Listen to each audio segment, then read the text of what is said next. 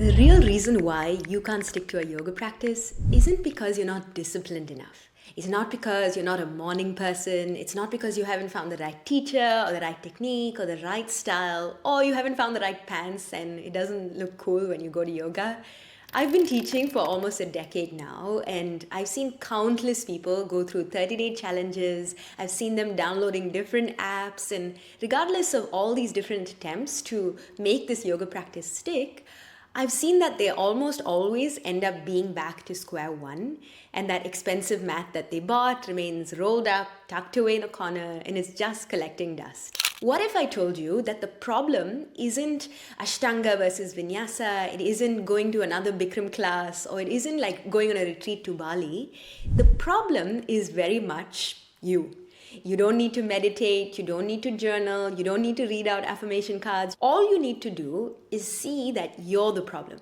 The real secret to making progress or actually making a practice stick is to take this kind of radical accountability. The reason you can't commit is you. You are the problem. And the minute you recognize this, the minute you actually admit, oh, wait, it's not about choosing a particular style. All of these things are just vehicles, ways in which I can get stronger, get more flexible, get like healthier in life. It's not about this constantly chasing the next thing. It's about finding a practice that you can do every single day. And if you're a busy person who feels like even finding that sliver of time in the morning and mental space to roll out your mat and do your practice and have time for self-care, then you're in the right place. I'm Sushmita, but you can call me Sushi. And in this video, we're going to dismantle the real reasons why you haven't been able to commit to a yoga practice yet.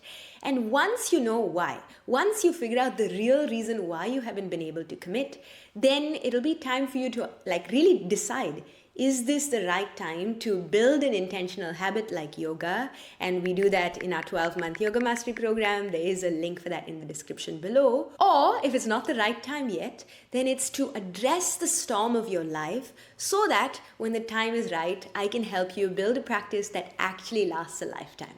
A lot of us get caught up in what I call the shiny object syndrome. We jump from one thing to the next, but it's got very little to do with the teacher or choosing between Ashtanga or Vinyasa or finding the coolest studio in town where you can have a matcha latte with your friends or do an ice bath and a sauna and buy all these cool things.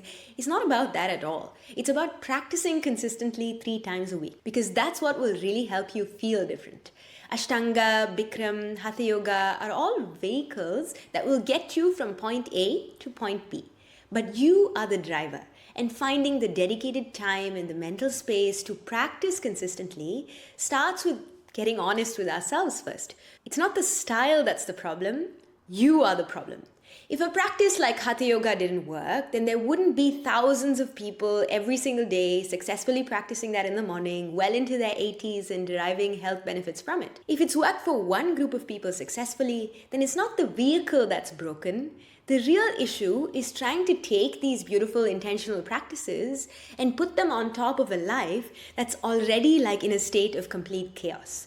You don't need to meditate, you don't need to read affirmation cards, you don't need to journal. These are all good things, don't get me wrong.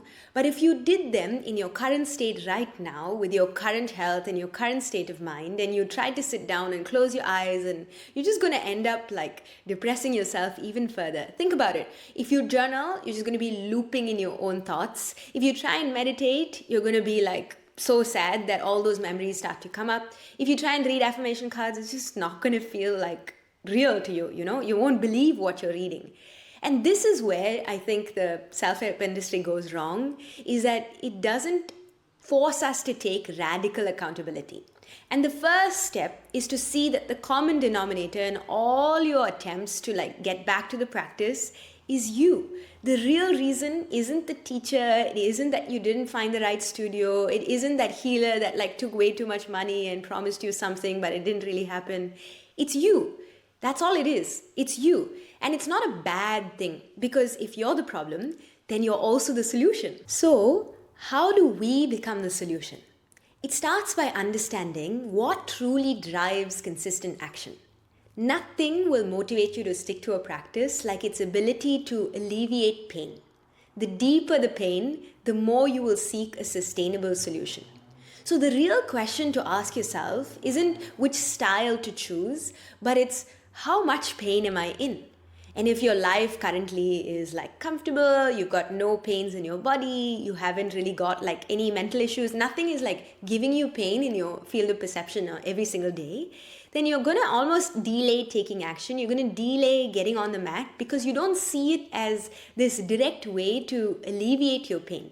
And you're going to stop like going to classes, and you're never going to actually make progress until you're in enough pain when you say, oh my God, I should have done it before when my body didn't have this tightness, when I wasn't injured, when I didn't feel this way and it wasn't so late.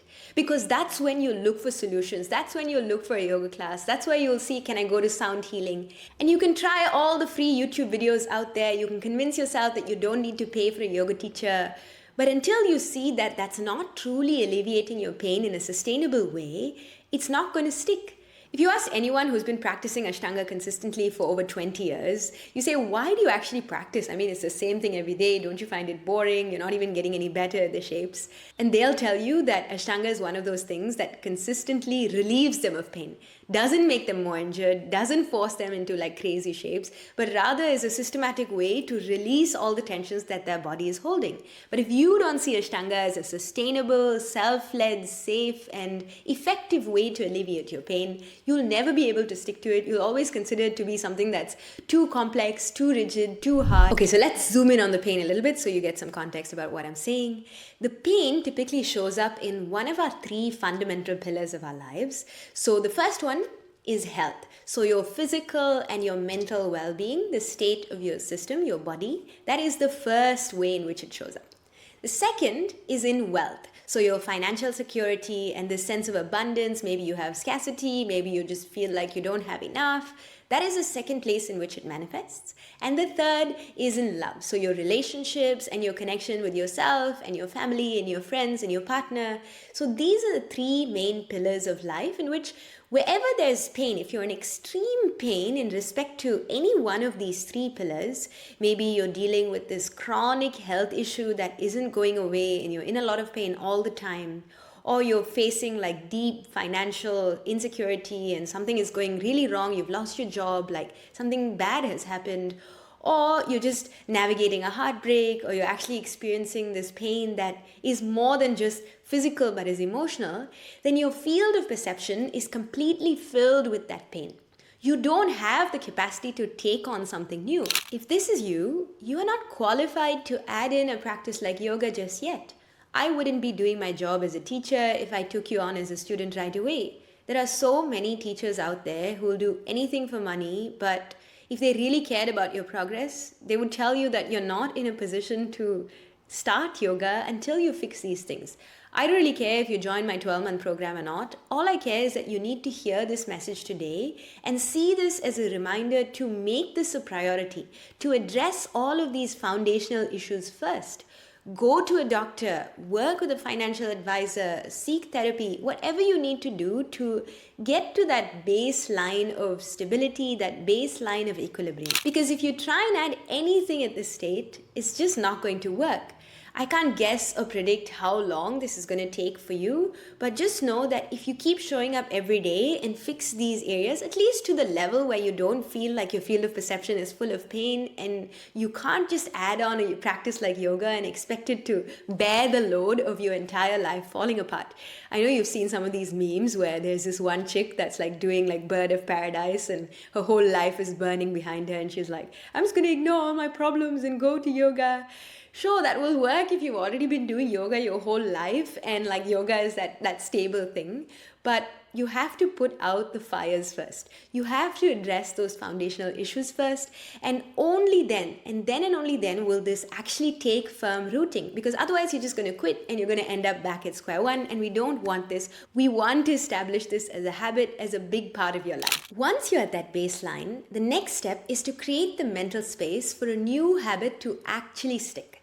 This is where we go against the most common self-help advice out there that says, all you need to do is meditate for 5 minutes, you need to journal for 5 minutes, you need to do this, you need to drink water, you need to do all these things, just 5 minutes, and add it into your day all at once and have a habit tracker and see the difference that it makes.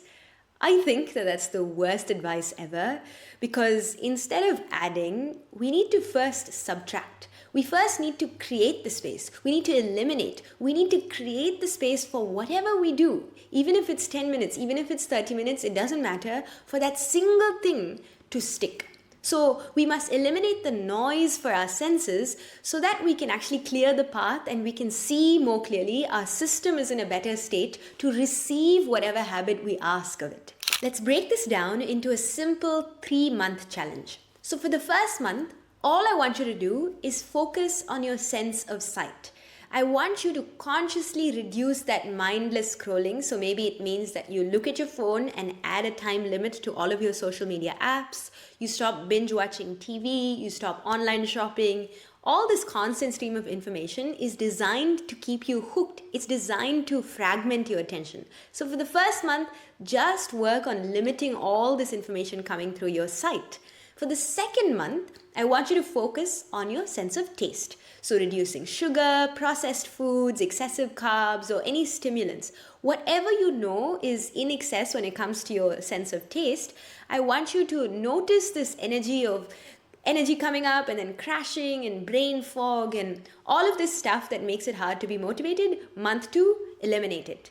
And month 3, we're going to focus on our sound. And this is a little bit more subtle, but if you've noticed that you can't drive without having music, or you can't just, fold your clothes without some podcast or something in the background always playing, or if you can't stop talking to people or you need this constant chatter, and eliminating any extra noise so that you actually have the silence to deeply listen.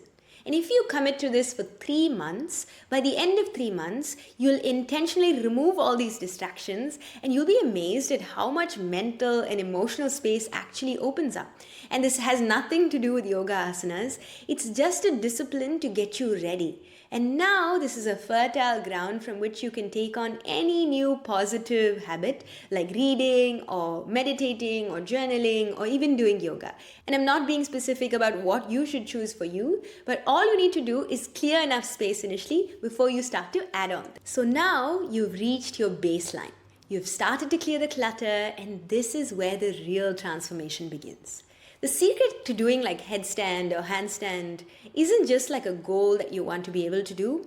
It's that you become the person. You become she who can. You become the character. You take on the identity of the type of person that works consistently enough so that getting into a headstand comes naturally. It's not that, one day you're unable to do it and then suddenly you do like 2-3 drills and then you're able to do it. To do hard enough postures and to make real breakthroughs in your health and wellness, you have to become the kind of person who is calm, who is focused, who is disciplined. And as a result of becoming that person, the headstand, the handstand, all those crazy poses almost comes naturally. But when you first start, maybe just doing a few sun salutations is a huge win. And that's perfect because you're just starting to adopt that identity. And slowly, I want you to start to raise your standards. That's the way that anyone grows. After a few weeks, the standard should become unacceptable to you. Like if I woke up this morning and I just did 3 sun salutations and then I carried on with my day, I would be disgusted with myself. I'd look at myself and be like, Sush, come on, you can do more than that. Okay, but look, I don't want you to hear this and start comparing yourself to me or anyone else. When you first start, maybe just doing a few sun salutations is enough, and that's perfect. Just stay at that level until a few weeks passes by and you realize I have more time, I have more energy, and my body is craving a bit more. And that's how you slowly start to grow, is by raising your standards, by saying, after a few weeks, I can't be still doing the same thing that I was doing before. And inside my program, I try to give you like 8 progressive sequence charts so that you always know that the next step isn't this huge, massive step that you have to take, is that you have to maybe add like 3 or 4 poses per sequence, so it's not overwhelming. So when you wake up, you know, okay, I know exactly what I'm going to do, and I have an hour and I'm going to do my practice in this time. It's not that you're going to waste that hour just doing things that already come naturally to you, or doing so little that you just check off something on your habit tracker, but you don't actually get that nervous system reset that you're looking for. Because doing sun salutations can be plenty and it can be enough. But after some time in the future, you'll realize, oh wow, just doing sun salutations and calling it a day is unacceptable to you. And so when you feel that point, when you feel like, oh my God, I can be doing more, you should be doing more, then you should feel that sense of disappointment in yourself. And I think manufacturing that disappointment in yourself, even at a later stage in your practice, is what will help you stay motivated to keep going. If you're satisfied with practicing for 6 years and still not being able to do a headstand, then I'm sorry to say this, but you're not progressing in yoga. Even these very, very basic asanas should feel like, wow, I'm able to do this with my eyes closed even on a bad day. Bottom line is, it's not going to get any easier, you're just going to get better. What you do now on a good day will eventually become what you do on a bad day. Like, I used to practice full primary series as this hard thing, and now I do it on my rest days, on a Saturday when I know I don't want to push myself too much. Primary series feels like this therapeutic thing that I do for myself. And this is how you build a practice that doesn't just change your body, but actually changes your entire life. So just to recap, step number 1 is to take responsibility. The problem isn't the style of yoga, it's your current state. And that means that you have the power to change it. So step number 2 is to assess your pain. Get honest about where in your life you need to focus on, whether it's health or wealth or love. Address those biggest fires first and then get to a stable baseline. Once you're at that stable baseline, step number 3 is to create space. Before you add anything new, commit to eliminating any sensory overload, whether it's through your sight or through your taste or through the sound that you hear. Less scrolling, cleaner eating, more silence. Do all of that for 1 month to 3 months. And then step number 4 is where you build a new identity. Focus on becoming the kind of person who has a consistent practice. Don't think about just consistently practicing 5 minutes a day and then pretending like that's going to change your life. As you embody this new identity, all your external goals will start to follow almost automatically. And this journey isn't about finding the right kind of yoga, although Ashtanga is a time-tested way and I'm a little bit biased, but it's about becoming the right kind of you. The kind of you that's prepared to put up your hand and ask for help and join a 12-month program, because that's what will give you a clear framework to stop the cycle of starting and stopping and finally become the kind of person who has the time and the mental space to not just do yoga, but to live it, to breathe it, to be it. So thank you so much for your kind attention, for listening all the way to the very end. And if this message resonated with you, I have a small challenge for you. I want you to comment down below, what is the one thing that you've decided to eliminate or remove for the next 30 days? And then we'll see if 30 days later, you come back to this video and you say, oh wow, I left a comment below that I'm going to reduce my scrolling, see if you actually did. And if you're enjoying these videos, don't forget to subscribe and hit the notification bell so you don't miss my future videos. Remember, you already have everything you need. All you need to do is clear the path. Namaste.